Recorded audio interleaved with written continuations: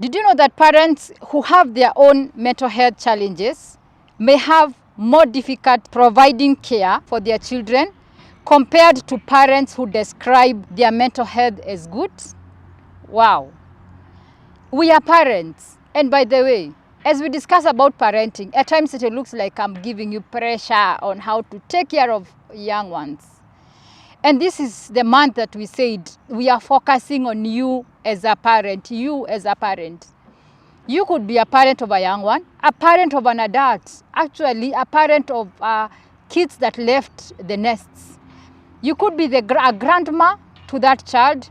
You could be a young one who very soon is becoming a mother or a father. You could be an uncle or an auntie who have kids around you, your nieces and nephews. You could be a teacher. Remember, in this nest, you as a teacher as well, we consider you very much for the role you play on the children. You could be a religious leader or a Sunday school teacher or anyway, a person in the society. All those are components of a nest. So your mental health has a lot to do with how that child is faring. Now, the daily experiences that we go through, we know all of us, we are going through a difficult moment. At times, it could be emotional, it could be financial, it could be marital issues.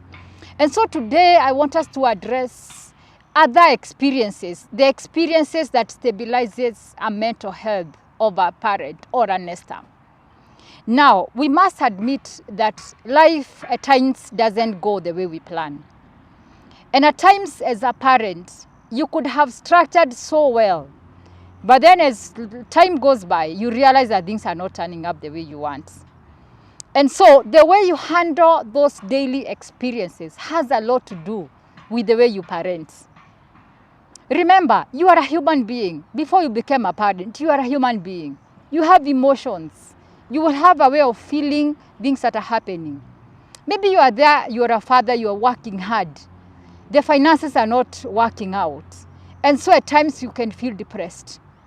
But the fact is, this child that we looked at in the previous videos, that they are just innocently looking up to you for not only food, the emotional support, the warmth, they are looking up to you. So how do we handle our daily experiences so that we are able to bring up a child in a healthy way? So this month, as we said, we are focusing on you as a parent. And let's talk, let's listen together, let's reason together. Let's pause, listen, and let's introspect. And this happens in Firmness Hub. Please like our videos, just go back, just have a preview of some of the videos that we've done and do an introspection, because we need a healthy parent, because a bleeding parent, a bleeding person bleed on others. Now, as life happens, we have some of the experiences that we go through. Personal experiences. One, you could be in a dysfunctional marriage. Dysfunctional marriage, allow me to mention this with all due respect.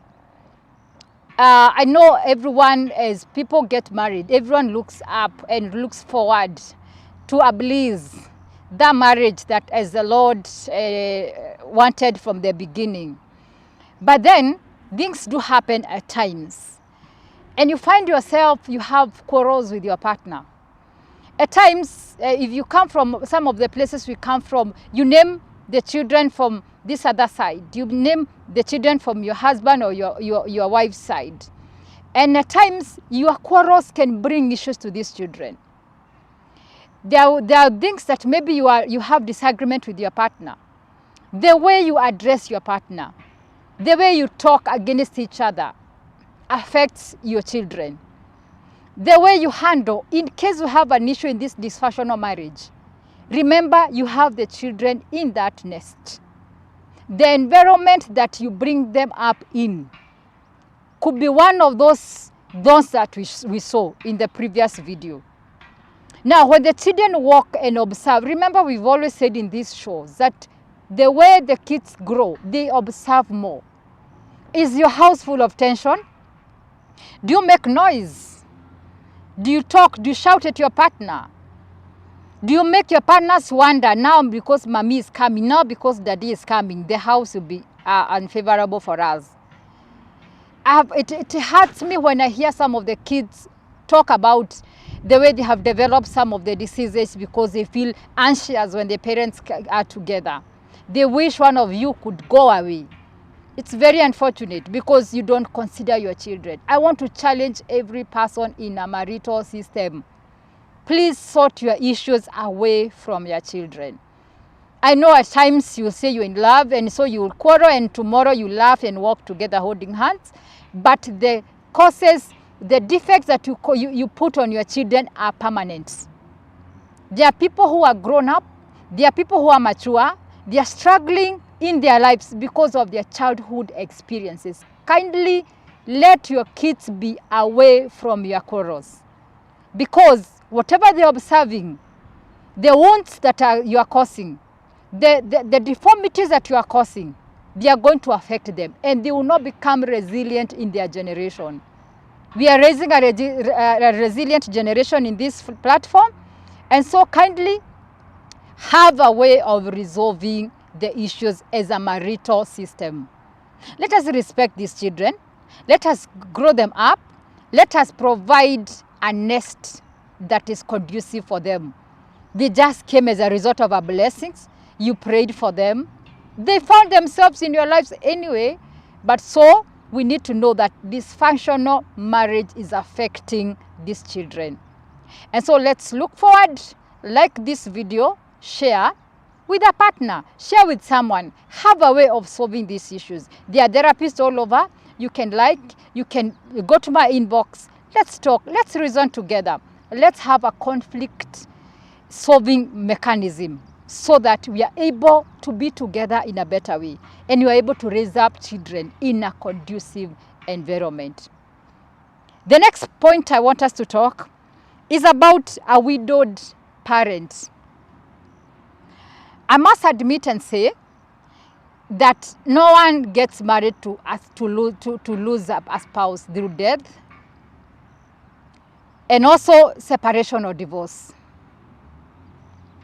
Now, mentioning about widowed, remember, in case you have lost your spouse, parenting is parenting.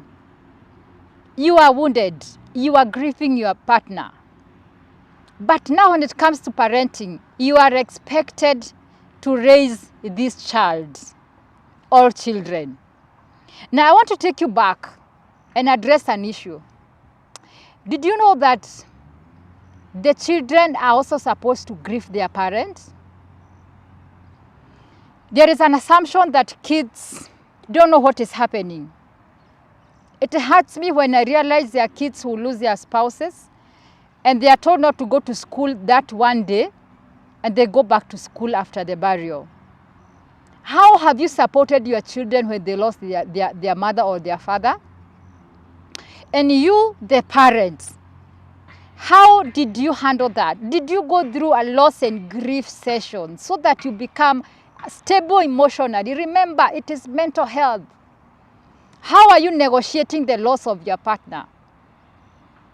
Now, when you see the children, when you see the home, when you see his or her stuff, how are you handling that?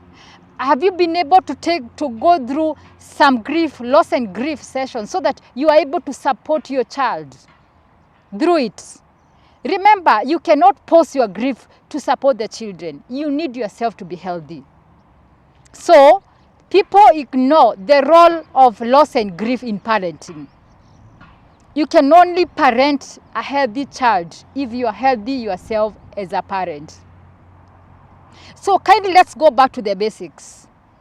There are some demands that a child will. Imagine if you walk in a house and all you remember is the memories of your spouse and you have not dealt with them. What happens when a child will ask you about their mother and or their father?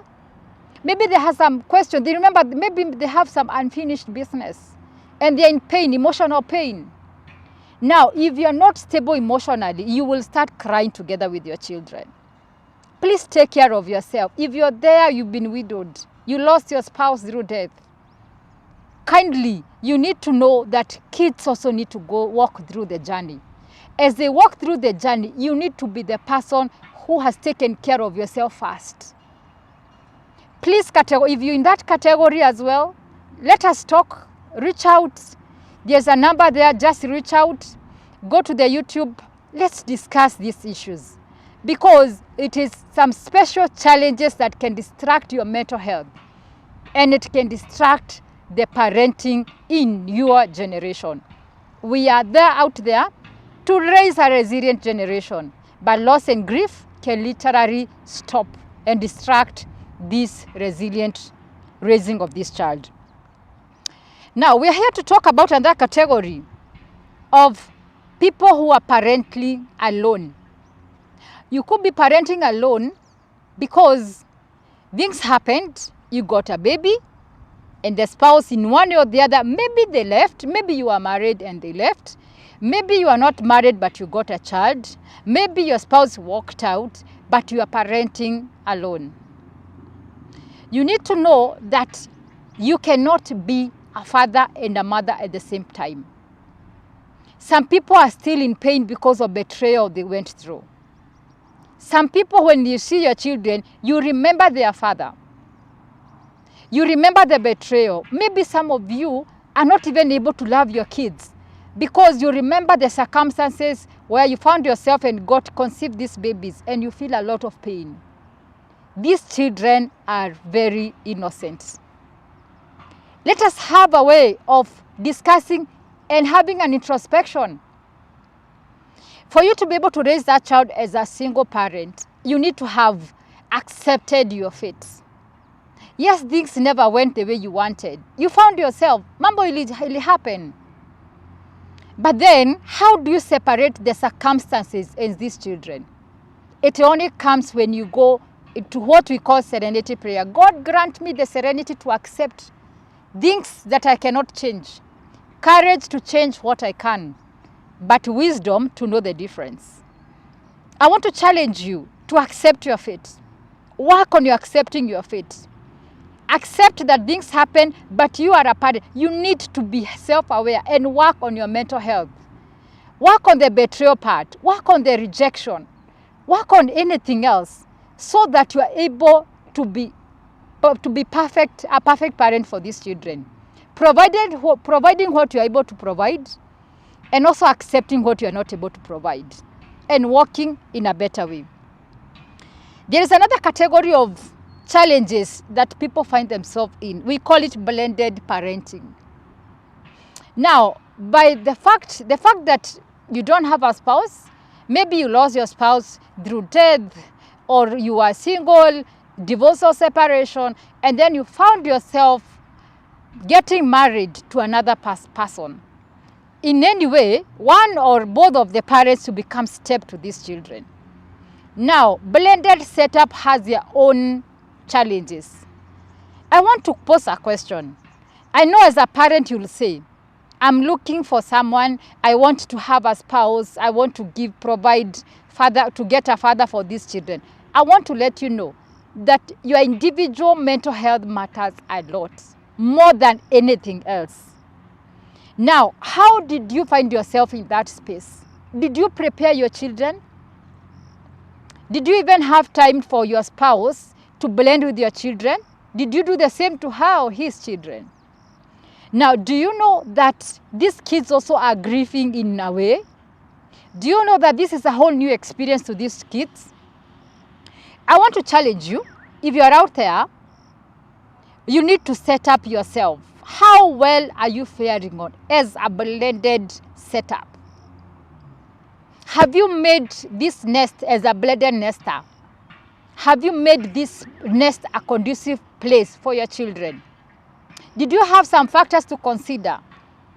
Did you listen to them? Did you walk together with them? Or did they wake up and found they got a new daddy, they got a new mom? It hurts most of the parents. When they wake up and they find their kids, they said, nimeenda kutafuta watu wetu, I've gone to look for our people. Why? Because you thought it was a decision for you as a father or a mother.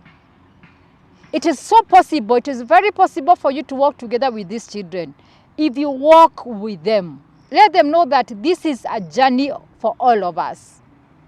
We say that at times we think these are children, but they have their emotions, they have their space. Walk together as a parent. It's a whole dynamic, and I want us to walk together with you. if you want or you are in a blended setup and maybe you have some unique challenges as well, reach out. Remember this Farm Nest Hub. We talk about blended, we talk about every kind of setting, as long as the children are mentioned. My heart goes out for every parent in all the challenges. Maybe it's a special category of people I've not mentioned. You could be there, you are a step and you're wondering what is happening. We are raising a resilient generation. Remember, we said, why resilient? We learned that things are not changing anytime soon. The challenges of the world is not changing at all. So the best thing we can do is to raise a resilient generation. A generation that will be able to bend and stand after the storm. The only thing we can do is to make the parenting the right way. Let's do it right. Let us be energetic. Let's work together. With Farm Nest Hub, we are going to make this nest a place for the children. And in case you realize yourself, maybe I've mentioned a number of things here, and you feel as a parent, I was raised in these challenges, and as a result, I am emotionally hurt. Maybe I've been able to touch some of the wounds that you have. I'm a counseling psychologist and a founder of Farm Nest Hub, ready to work with you, ready to discuss these things with you. Go to my YouTube channel. You can subscribe, share. Let us work and share with your family, friends. Like it. Let's do this journey together. Remember, we are not perfect. I am not a perfect parent. I have my own unique challenges. But we say as long as you are willing to walk the journey, you are able to do it. There is no perfect parent. We are all working towards perfection. And as God helps us, we are going to work together. Thank you so much for listening. Thank you for your likes. Thank you for your comments. Always grateful, and thank you for this work. Farm Nest Hub with Rose Mbai. Anytime, your parenting coach. Thank you so much.